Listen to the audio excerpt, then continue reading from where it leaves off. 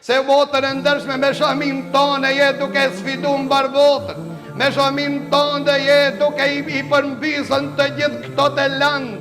Me shamin tonë ti e krenaria këti umetit, para ta që ndëroti me shamin tonë që Allahu Azza wa Jall të lartësoj. Para me ndonë e vlezër, sa shpenzime bon për kja e këshamien femrët, sa marketing e bon për ta të lakuritësu femrën.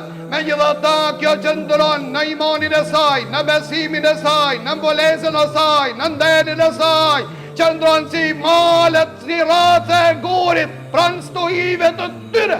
Ta ashpra të cilët në përqet me dijat i kanë nënështru vlellë të ndërshëm lakuritësin që ekspozojnë, vetëm e vetëm që të në lakuritsojnë bjet tona, që në lakuritsojnë gratë tona, që të rënojnë familjen tonë, që të prishin mardhënjet familjare.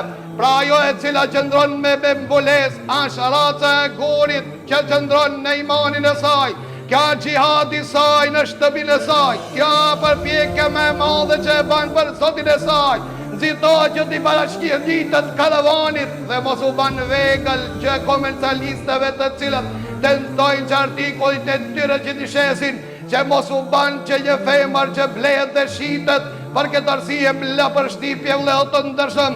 Hoxha jonë Muhammed Hasani cili tha, kur ishta në Amerikë tha, erë një femër amerikane të pranën islamin dhe ishta kurështar që ta di pse kjo femër qka e boni këtë që të pranën islamin. E pyta ta dhe tha, i tha qka të motivoj të pranën islamin. E more tha hoxhin ndërshëm, ne në kohën e periudhës e ignorancës bashkohore, ne femrat jemi shëndru në shole. Gjdo kuj që ka nevoj për ne, kri nevojnë e ti dhe kalon. Mirë po lexova për islamin dhe e posh, se Allahu Azza wa Jall femrën e kish ngritën, e kish nderuan si nan, e kish begatu, e kish nderu si bi, e kish nderu si gru. Pa femrën nuk kam pa sistem në që cilën kam lexuan, ma shumë që e ka ngrit islami vëllezër të ndërshëm për këtë arsye. Jo rastësisht islami e bani që femra mos të udhton vetë. Dhe këto mendojnë se islami e ka përbuz dhe e ka nënshmu. Mirë po kur i shef ministrat, hecin me garda, me trupëroje, hecin krye ministrat, hecin krye parlamentarët, hecin qeveritarët me mburoje. Vetëm femna duhet të hecen shveshur, lakuritzuar vetë. Pra Allahu Azza wa Jall të ka nderu, të ka po princesh, bose ullë vetën tane, ti e jo krenaria me madhe, për njaj nanës besimtarve Aishës radiallahu anha, e cila thonte Aisha radiallahu anha vëllezër të ndërshëm, me në këtë mëndësim të turpit dhe ndërshmërisë Aishës, e cila tha kur une isha në shtëpin time dhe u patë vëros pejgamberi Allahu dhe Ebu Bekër Siddiku, ishta në dhomën time dhe i heq në teshët normal dhe flisha për çkak se thojsh në kja burri jem i vdekur dhe kja baba jem. Mirë po kur umgu varros Omer ibn Khatabi prej asaj dite, Aisha nana besimtarve tha, as njerë nuk e kam hek mbulesën time, e kam strëngu, e kam fortifiku, jam bështjell mirë, nga se u torpëroshta prej Omerit radiallahu anhu të vdekur, u torpëruan gratë e muslimanve nga të vdekurit, ne nuk torpërohemi nga të gjallit. Pra vëllezër të ndërshëm, gjithashtu Esmaja bia Ebu Bekër Sidikut, e kish një dert, e kish një preokupim, e kish një gajle. A di cili ishte preokupimi saj? Nuk ishte preokupimi saj çfarë fustani ka me veshën ditën e maturas.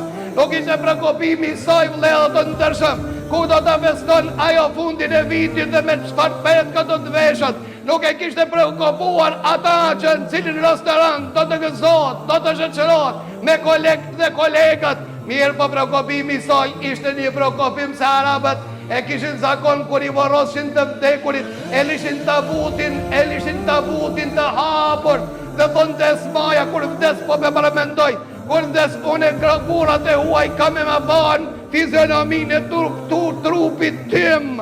Para ta kjo ishte derti ma i të madh Esmajas. Atër vëllezër të ndërshëm i tregoj një besimtare cila ishte në Etiopi, tha unë ta eki këtë gajle dhe këtë dërt. Tha unë në motër më trego, tha na në Etiopi, tha i dallojshmi ku më gjenazët kur vditshin. Burrat ato i qëshin që të zbuluar, tabuti ishte i zbuluar, ndërsa kur i qëshin gratë, i nëshin thupra, i nbita, dhe e qëshin një qarshaf që nuk u duke, as fizionomia e trupit të tyre. Tha Allahu të mëshiroft, Allahu azza wa jall, Allahu të begatoft, që ma e ke një barë dhe breng të jetës time. Dhe unë porositit këtë të dese që ta bani si që e bojnë etiopianët venit e tyre, që burët e huj mos ma shofin as fizomin tonë.